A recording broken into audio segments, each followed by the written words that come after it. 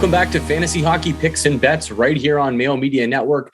I'm your host, Jake Hahn, taking a look at NHL Bets and DraftKings plays for Thursday, April 14th. We have 12 games on the card for Thursday, but before we get into it, remember to give the show a like and subscribe to Mayo Media Network as well. All right, let's hustle. We've got a busy Thursday card to get through here, and we kick things off with a game that we just saw on Tuesday, the Pittsburgh Penguins hosting the Islanders this time. Pittsburgh minus 160, home favorites. The Isles come in at plus 140 on the money line, and the over-under is 5.5 for this game. Second half of a home and home, like I mentioned, the Isles beat the Pens 5-4 in a shootout on Tuesday in New York. Really exciting game, actually. Probably one of the best games that I watched on Tuesday, flipping around to 14 games. The Isles have nothing to play for now, but they seem like they'll play hard down the stretch, especially against these divisional opponents like Pittsburgh. The Pens' chances at home ice in the first round are slipping away at this point. Now there is a chance they'll actually end up in a wild card spot with the Caps only 3 points back and with 2 games in hand.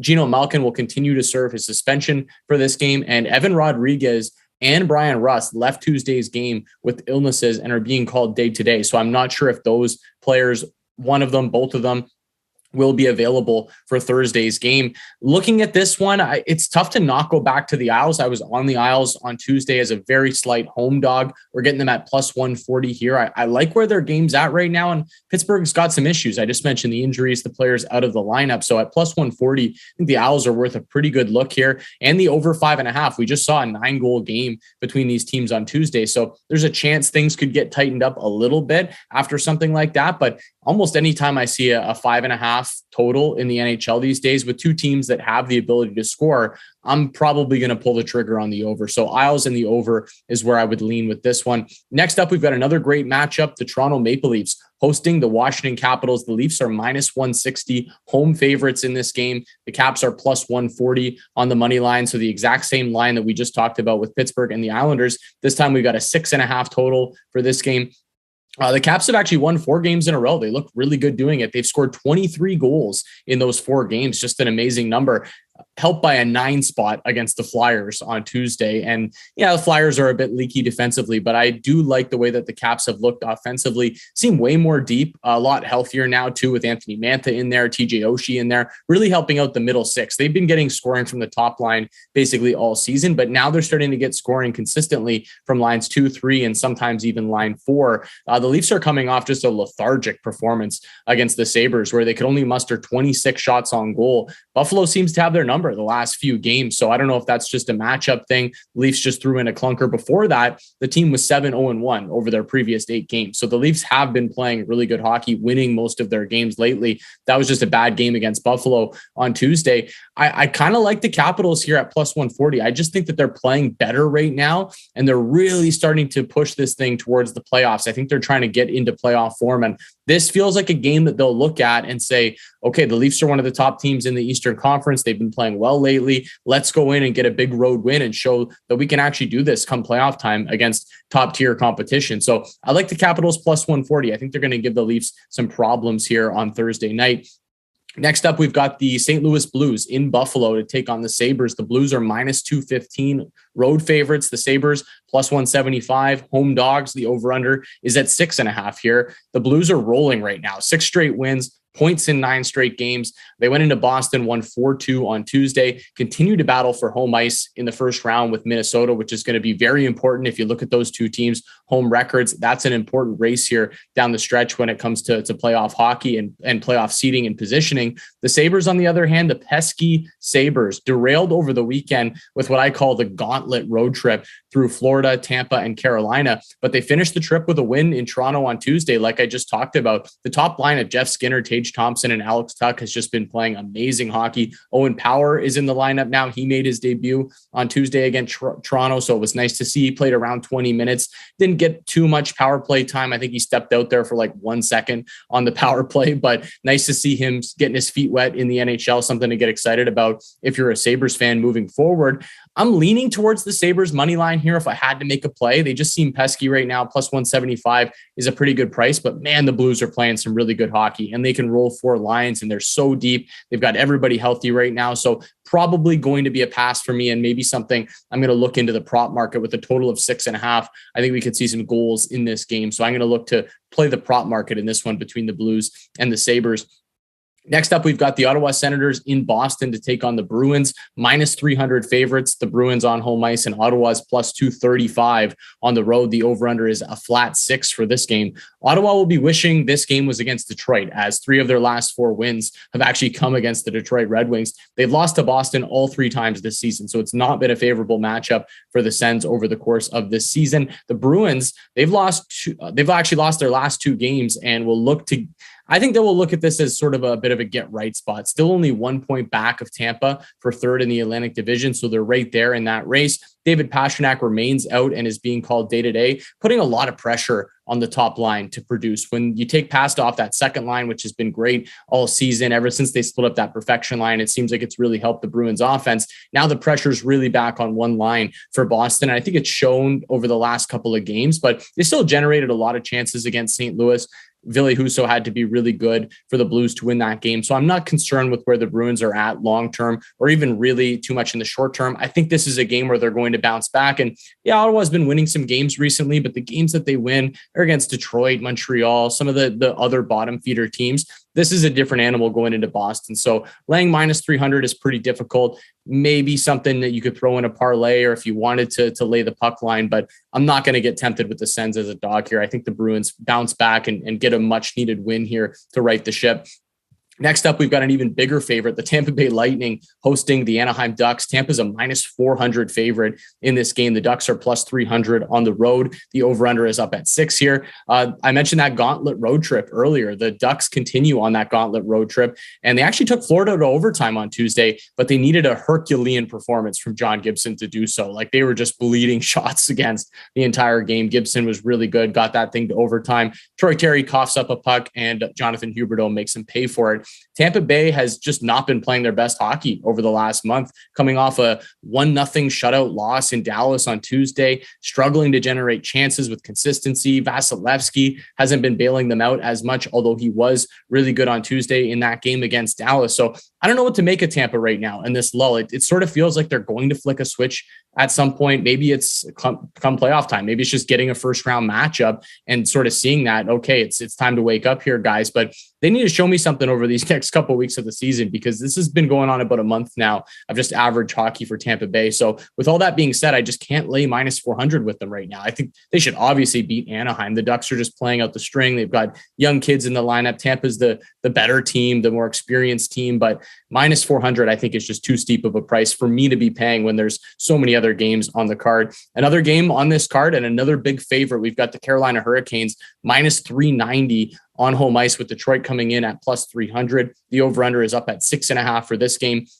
The Wings have just 2 wins in their last 10 games, and they come off another stale performance against the Sens on Tuesday where they couldn't even score an even strength goal. The Canes have won 2 in a row and picked up a massive regulation win at Madison Square Garden on Tuesday in the battle for first in the Metropolitan Division. They've just been dominant on home ice this season as well, 27-7-4 in Carolina. I think they roll in this game. I just talked about how I'm not really willing to lay the minus 400 with Tampa Bay, and I probably wouldn't make a straight bet on Carolina at minus 390, but it's something I'd be comfortable with throwing in parlays. Detroit's just such a tricky team to figure out. They will show up randomly, but I'm gonna say it's probably not going to be Thursday in Carolina, where Carolina rarely ever loses or rarely ever throws in a clunker. So I'd roll with Carolina, but obviously getting up close to minus 400, pretty tough to pay that kind of price. Next up, we've got a much more competitive game here after a few really chalky games to go through. This one's a true pick, a minus 110 for both sides.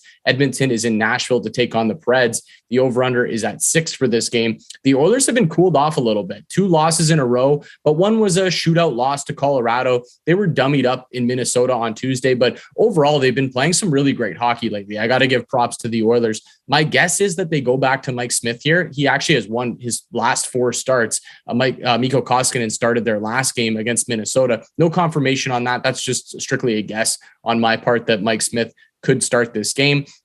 The Preds are 3-1-1 in their last 5. They continue their quest to officially lock down a playoff spot. Looks like they're going to get it done, but still a little bit of work to do down the stretch. They won 1-0 in OT versus San Jose on Tuesday, but they thoroughly dominated that game. If it wasn't for Kaapo Kähkönen, they win that game in regulation, no problem.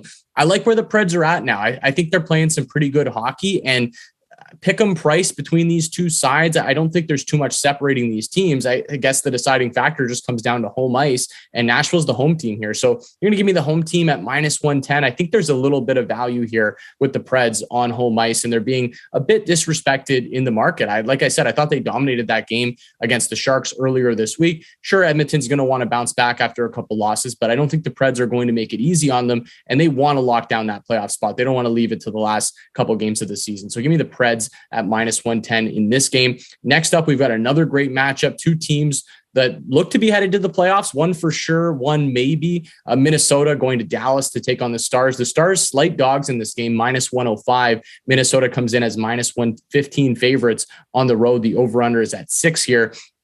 The Wild are 10-1-2 over their last 13 games and have been playing like one of the top teams in the NHL. They've actually been rotating between Cam Talbot and Marc-Andre Fleury. So if that holds up, this should be a Fleury game. The last game was a Talbot game. So just a guess on my part, but that's how they've been using their goaltenders lately. Dallas has won 2 in a row, and they're coming off a 1-0 shutout win versus Tampa on Tuesday, which was a Scott Wedgwood game. Wedgwood goes in, shuts the door, makes a couple of key saves in that one. So I'm not sure if they'll continue to roll with Wedgwood or they go back to Jake Ottinger here. They've been great at home this season, 23-10-2 on home ice this year. I'd be looking towards the Stars at that price. It's tough to get in front of Minnesota right now, though. I just read off that record, 10-1-2 over their last 13 games. They have been one of the better teams in the NHL. So wouldn't be a big play for me, but if I had to lean towards a side, it would be Dallas at -105, maybe even a look at the under 6 goals. If Dallas can continue to get this good goaltending and Marc-Andre Fleury, assuming he does start, we can trust him. And Dallas isn't the best offensive team either. So look towards the under and a possible lean towards Dallas at -105. Next up, we've got two teams that are completely out of it, but I think could be an interesting game on Thursday night. The Sharks are in Chicago to take on the Blackhawks. San Jose is a -115 road favorite, and the Blackhawks are -105 on home ice here. The over-under is at 5.5 for this game. The Sharks come in losers of 7 straight games, even though they've actually been competitive in most of those games. Lost 1-0 in OT in Nashville on Tuesday, thanks to a great goaltending performance from Kaapo Kähkönen that kept them in that game. The Hawks, on the other hand, they're doing the Sharks one better. They come in with an 8-game losing streak. They've given up 11 goals in their last 2 games, and they rank near the bottom in most offensive and defensive categories. The Blackhawks are just a disaster right now. The Sharks, even though you look at 7-game losing streak, it looks ugly. When I watch them, it doesn't look as ugly as maybe the results show. I think they're hanging in these games a little bit more than Chicago is. So I'm not rushing to back the Sharks at -115 on the road against anybody, but I would lean towards them in this game. But when I see an over 5.5, like I mentioned before with Pittsburgh and the Islanders, I'm going to lean towards that. I know these teams don't score a ton. They can struggle offensively a little bit, but look, you got 2 teams that are out of it. Like, let's just go have some fun, score some goals. It doesn't always work out that way. It's probably going to end up being like 2-1 now, and these teams will just play a boring, meaningless game. But I hope we can see the offense get going, because there is offensive potential on both sides here. And you're going to give me over 5.5. I'll take a bite at that and hope we can see like a 4-2 game or something in this instance. Next up, we're back to the chalk here. The Colorado Avalanche hosting the New Jersey Devils. The Avs are -360 home favorites, and the Devils are +280 on the money line on the road. The over-under is at 6.5 here. The Devils continue a road trip that's actually gotten off to a good start. Wins in Dallas and in Arizona. With Jack Hughes out for the rest of the year, it's been Nico Hischier driving a ton of play for the New Jersey Devils right now. He's been really, really good for them. The Avs will be playing the second half of a back-to-back as they host the Kings on Wednesday. So not a tough back-to-back. You don't have to travel. You stay at home. I don't think that that's too much of a concern if you're trying to back the Avs on Thursday. They come into that matchup with LA on a 6-game win streak, absolutely rolling, even without 2 top 6 players in Gabe Landeskog and Nazem Kadri. I see no reason why they don't keep rolling here. It's just they're so good on home ice. They never lose in Colorado. Maybe you could say they throw in a clunker on the second half of a back-to-back. And if you're looking for a big, big dog, you want to take a bite at the Devils. I just think that would be a complete pass for me. I feel like I'm just no interest in getting in front of this Avs team, especially on home ice. So this one's a pass for me. Next up, we've got a very important game in the Western Conference playoff race. It's Vegas in Calgary to take on the Flames. The Flames are minus 155 favorites on home ice, and Vegas is plus 135 on the road here. The over-under is at 6.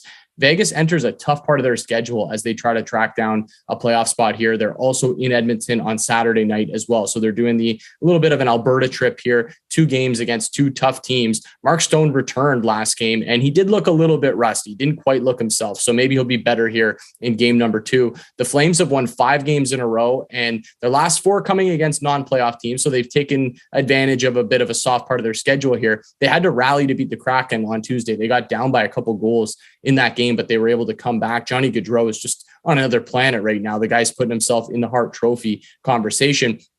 All that being said about Calgary, I think this game means so much to Vegas. They need a win. They need a bunch of wins down the stretch.